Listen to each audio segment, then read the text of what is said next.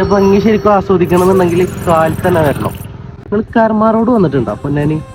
ചിലപ്പോൾ കർമ്മ റോഡ് വന്നിട്ടുണ്ടായിരിക്കും, പക്ഷെ അതിന്റെ ശരിക്കുള്ള ഭംഗി ആസ്വദിച്ചിട്ടുണ്ടാവില്ല ചിലപ്പോൾ. അതിന്റെ ഭംഗി ശരിക്കും ആസ്വദിക്കണമെന്നുണ്ടെങ്കിൽ കാലത്ത് തന്നെ വരണം. കാണിച്ചു തരാം.